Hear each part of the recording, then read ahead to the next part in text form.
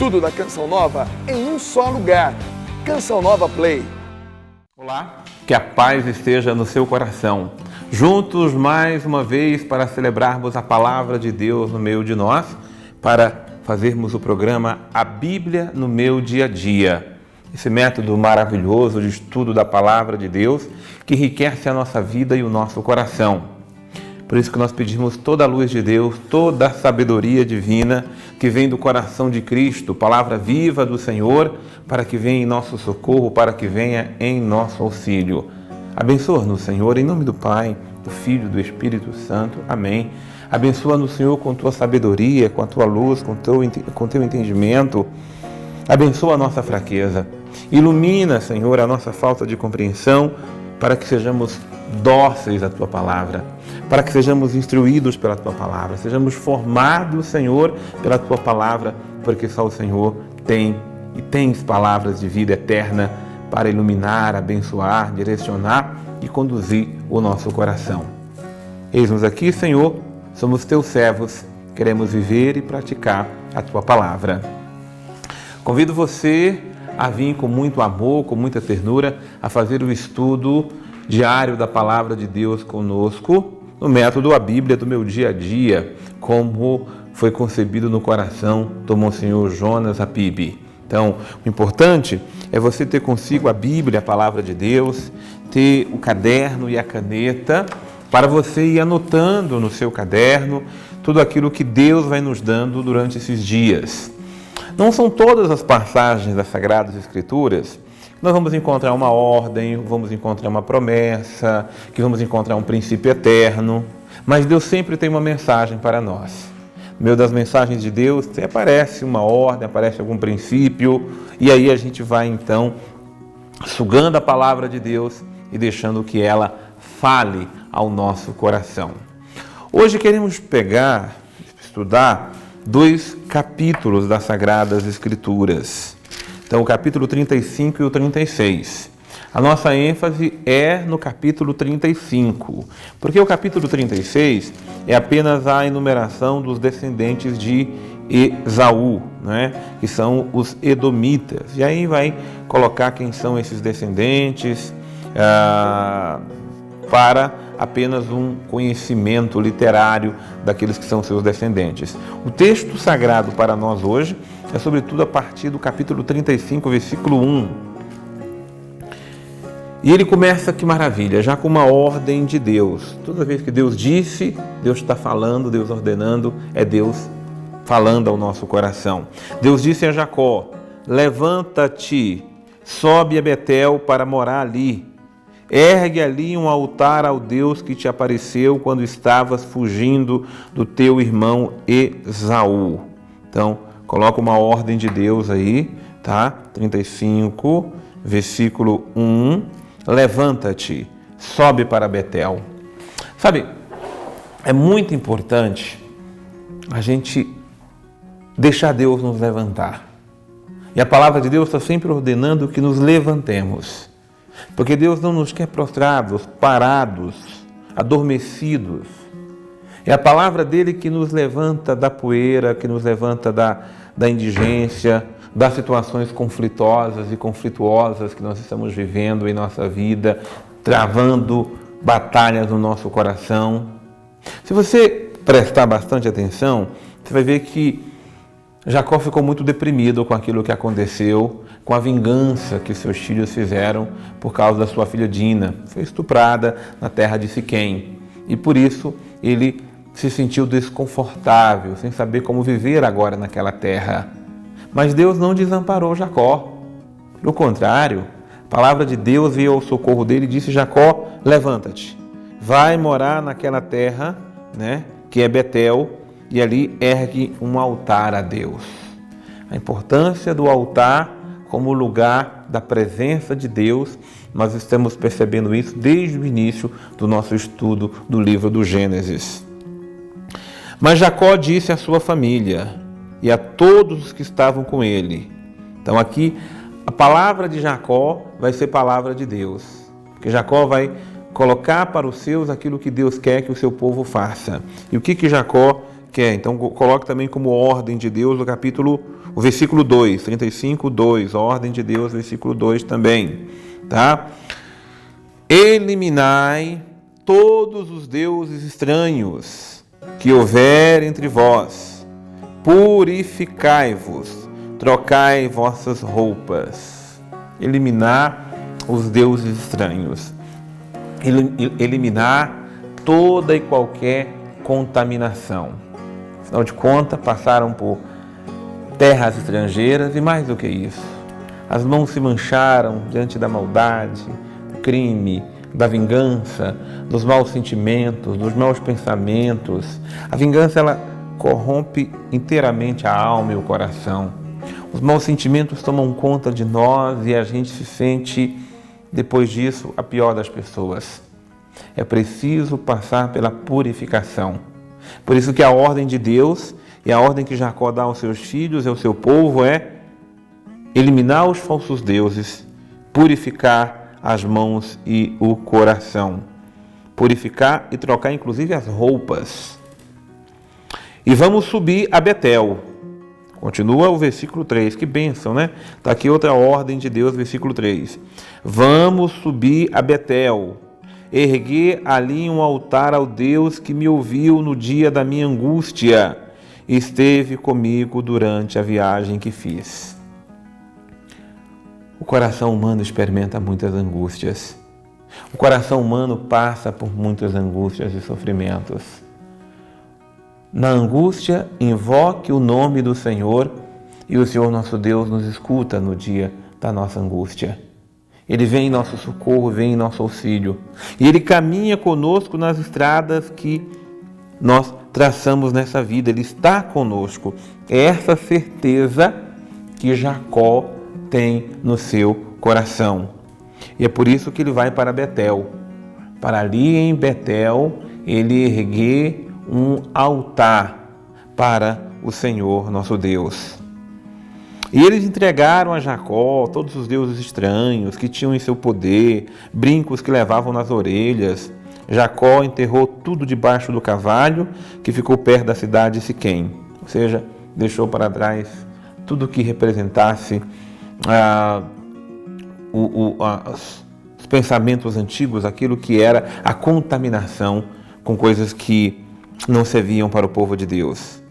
E quando partiram, Deus espalhou o temor sobre a cidade da redondeza, aliás, sobre as cidades da redondeza, de modo que não se atreveram a perseguir os filhos de Jacó. Ou seja, Deus protegeu os seus filhos enquanto caminhavam.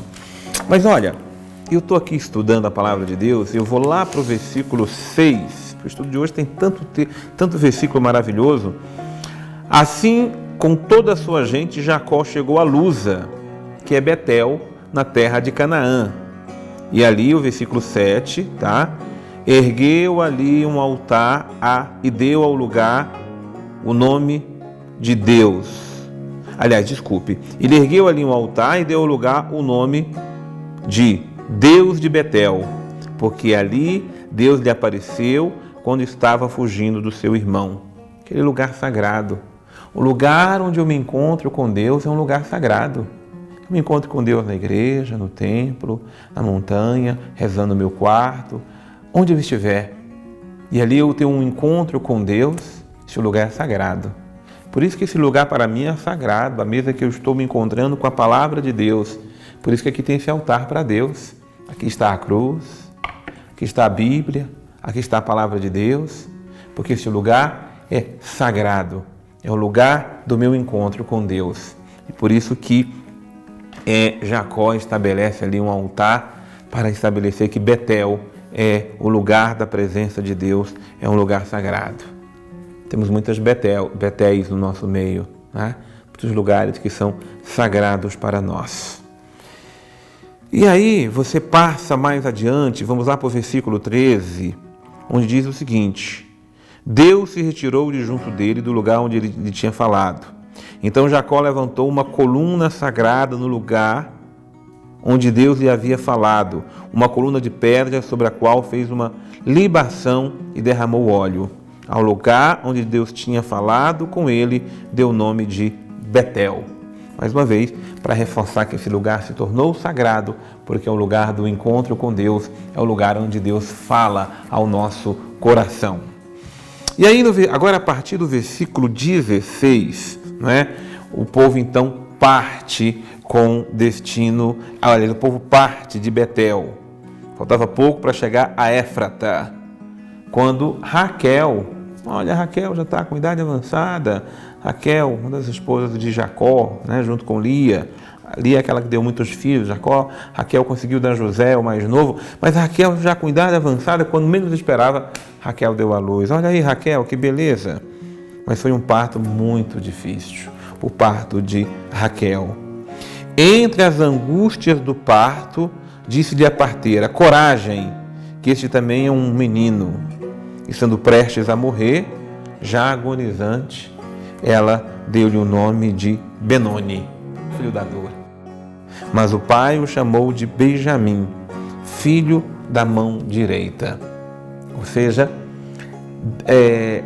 Raquel queria reconhecer aquele menino apenas como o filho da dor. Mas ele não é o filho da dor. Ele é o filho que veio da mão de Deus. Mesmo em meio à dor, ao sofrimento, mesmo a mãe já ali morrendo durante aquele parto, o filho veio para dizer que a mão direita de Deus está sobre ele, a mão direita está sobre esta criança.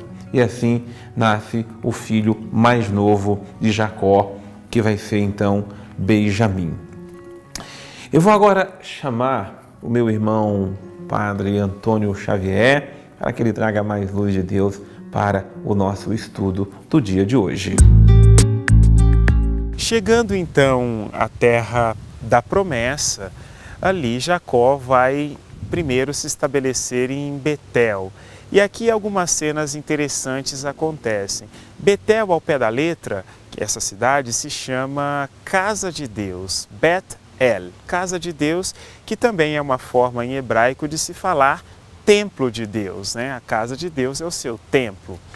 E aqui Deus vai se apresentar a Jacó com um nome muito interessante ali no versículo 11. Ele vai dizer que ele é El Shaddai. É uma tradição já diferente, porque Deus havia aparecido com o nome de Elohim, havia aparecido com o nome de Yahvé, e agora se apresenta como El Shaddai, o Deus poderoso, e confirma a Jacó as promessas feitas a Abraão e a Isaque. Vejam só como é interessante.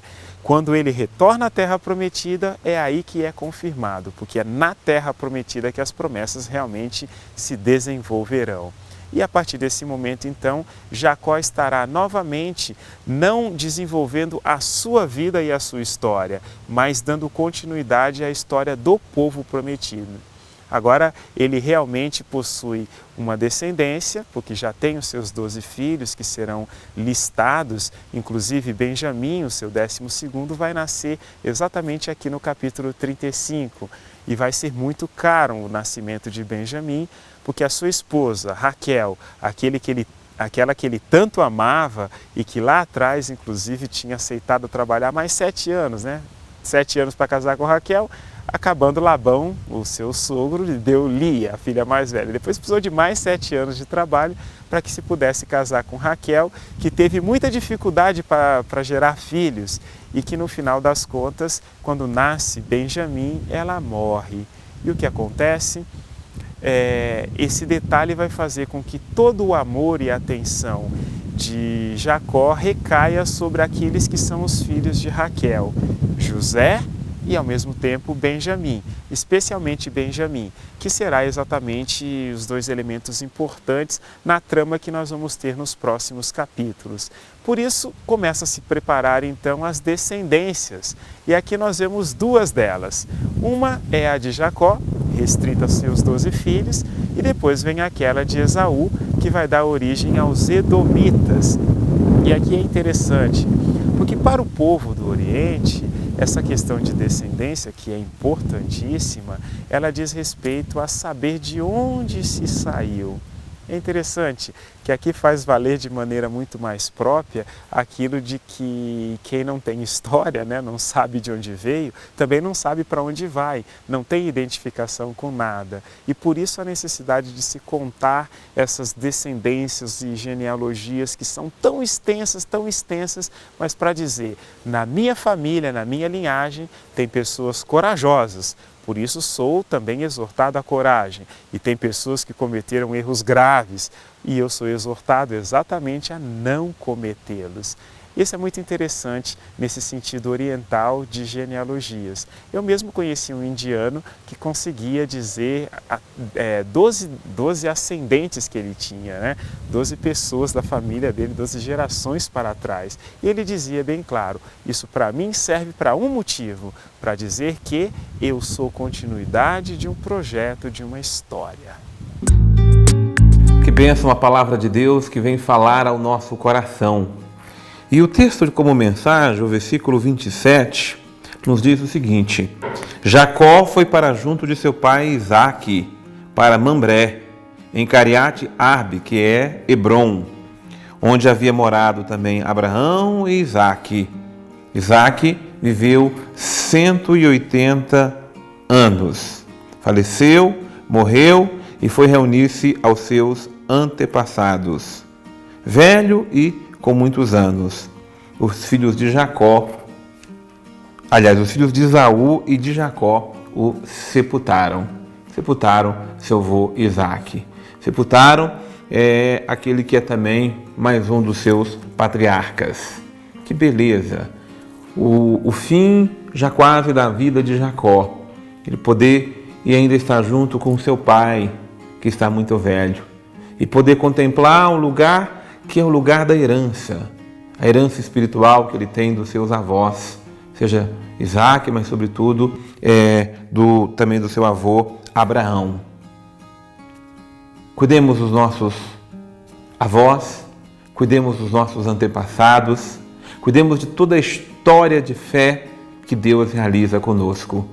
É a nossa história de salvação que nós celebramos.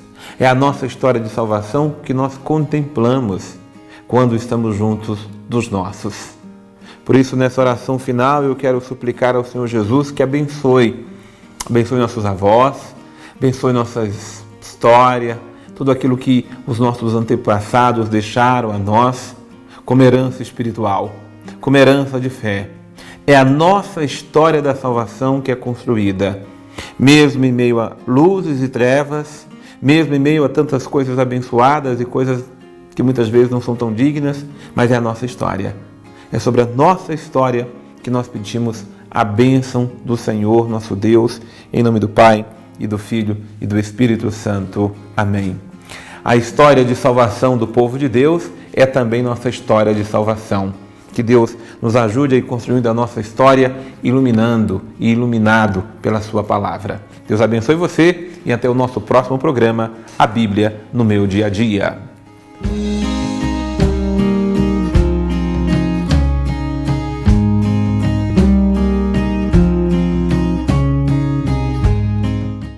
Tudo da Canção Nova em um só lugar.